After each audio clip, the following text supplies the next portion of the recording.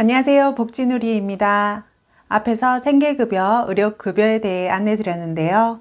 오늘은 기초생활수급자의 중위소득 47%인 주거급여와 중위소득 50%인 교육급여에 대해 안내드리겠습니다. 국민생활보장제도는 절대 부끄러운 일이 아닙니다. 유튜브에서도 보면 아시겠지만 기초생활수급자였다가 CEO가 되신 분, 몇백억 자산가가 되신 분들도 있습니다. 지금의 나의 상황, 여건들로 인해 정부의 지원을 받는 것이라 생각하시고 경기가 좋아질 때 또 다른 새로운 도약을 하시면 좋겠습니다. 늘 복지누리가 응원하겠습니다. 오늘도 함께 해주셔서 감사합니다. 구독, 좋아요, 알림 설정 하시어 빠른 복지 혜택 받아가세요.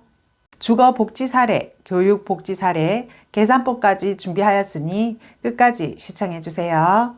주거비 상승, 물가 상승 등으로 모두가 힘든 시기이죠. 정부에서는 복지 사각지대 완화로 많은 노력을 하고 있지만 아직도 복지 사각지대에 놓여 외로움과 생활고로 힘든 생활을 하는 분들이 많습니다. 우리나라 제도는 신청주의라 신청하지 않으면 복지 혜택을 누릴 수 없습니다.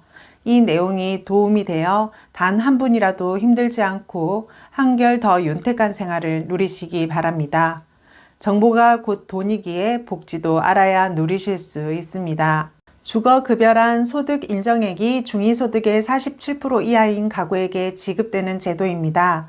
쉽게 말하면 국가에서 일정 금액을 지원해주는 제도로서 월세나 전세 등 임차료 부담을 덜어주고 낡은 집을 고쳐주는 사업이에요. 하지만 아직 많은 사람들이 모르고 있어서 혜택을 받지 못하고 있다고 해요. 그래서 이번 기회에 주거급여에 대해 알아보고자 합니다. 이혼 후 혼자 사는 A씨는 경제적 어려움 탓에 어쩔 수 없이 고향으로 내려가게 되었습니다. 그러나 그곳에서의 생활 역시 녹록치 않았습니다. 우선 당장 지낼 곳이 마땅치 않아 급하게 방을 구했는데 문제는 돈이었습니다. 모아둔 돈이 없어서 은행 대출을 받아야 했는데 신용 등급이 낮아 거절당했고 부모님께 부탁드리자니 면목이 없었습니다. 그래서 선택한 대안이 바로 정부 지원 주거 정책이었는데요. 다행히 조건이 맞아 저렴한 이자로 전세자금 대출을 받을 수 있었고 덕분에 원하는 집에서 살 수 있게 되었습니다. 현재 그녀는 매달 나가는 고정비를 최대한 줄이기 위해 고금 분투 중인데요. 공과금 납부나 식비 절약 외에도 각종 할인 혜택을 꼼꼼히 챙기고 있습니다. 특히 통신비 절감을 위해 알뜰폰 요금제를 사용하는데 기존 대비 절반 이상 줄일 수 있었다고 합니다. 뿐만 아니라 소득공제 혜택을 받기 위해 체크카드 위주로 지출하고 있다고 하는데요. 이렇게 하면 연말 정산 시 환급액이 늘어나 실질적인 이득을 볼 수 있기 때문입니다. 이 외에도 다양한 제도를 활용하여 보다 나은 미래를 설계하고자 노력 중이라고 하네요.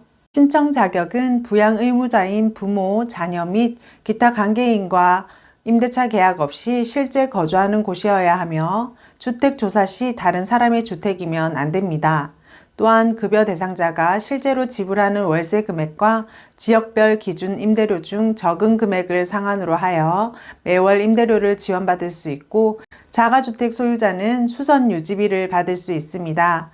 정부 24 홈페이지 또는 거주지 관할 주민센터에서 신청 가능하며 전 월세 계약서 사본 플러스 통장 사본 지참 후 내방하시면 됩니다. 가구원 모두 무주택자여야 하고요.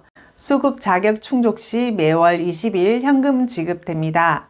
수급권자 또는 수급자의 고의성 부정수급이거나 정당한 사유 없이 2년 이상 계속하여 거소를 이전하거나 실거주지를 이탈하면 수급권이 상실됩니다.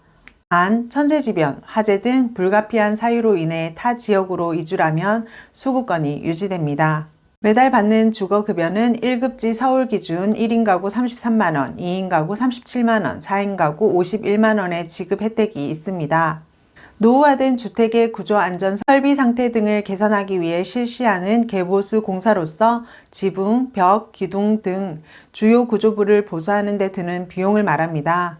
다만 단순 도배장판 교체, 싱크대 설치 등 경보수는 제외되며 장애인 편의시설 설치 비용 역시 별도로 지원되지 않습니다. 자가 가구엔 주택 보수비를 지원하며 주택 노후도에 따른 보수 범위를 경보수, 중보수, 대보수로 나누고 각각 최대 350만원, 650만원, 950만원으로 차등 지원합니다. 현재 자신이 거주하고 있는 지역마다 다른 임대료 상한 기준인 2023년 기준 1급지 서울 4인 가구 최대 51만원만큼 월 임대료를 지급받고 있다고 가정하겠습니다. 그리고 매월 지출하는 월세 이외에 따로 나가는 돈이 없다고 가정했을 때 다음과 같은 공식으로 주거급여 금액을 계산할 수 있습니다. 월 임대료 플러스 보증금 환산액 빼기 자기 부담금인데요. 자기 부담금은 월 임대료에서 월세 전환율 2.5% 곱하기 0.04 더하기 월 임대료 빼기 20만원 곱하기 0.05입니다. 예를 들어 보증금 500만원에 월 40만원을 내고 사는 경우라면 위 공식에 대입해서 나온 값은 76만 7천원이라면 4인 가구 최대 51만원이 매달 지급됩니다. 이렇듯 직접 계산하기는 무척이나 번거로운 일입니다. 마이홈에서 자금 지원으로 클릭하시면 자가진단 하실 수 있습니다. 그러면 주거급여를 받을 수 있는 금액이 계산되어 확인하실 수 있으니 간편하게 마이홈을 이용하세요. 영상 하단 링크 걸어두었으니 자가진단 하실 분은 직접 해보실 수 있습니다. 저는 부모님과 같이 살고 있는데 저도 주거급여를 받을 수 있나요?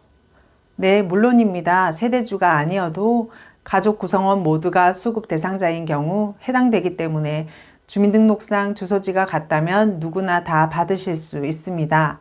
단 동일 주소지에 있더라도 별도 세대 구성 시 각각 개별 세대로 보아 대상 여부를 결정하게 됩니다. 여기까지 2023년 기초생활수급자 주거급여 나라에서 매달 생활비 지급받는 비법이었습니다.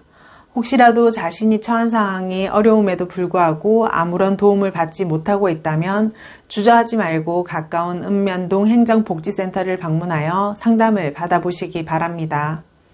오늘도 함께 해주셔서 감사합니다. 필요하신 분이 있다면 공유해 주시고 구독, 좋아요 부탁드립니다.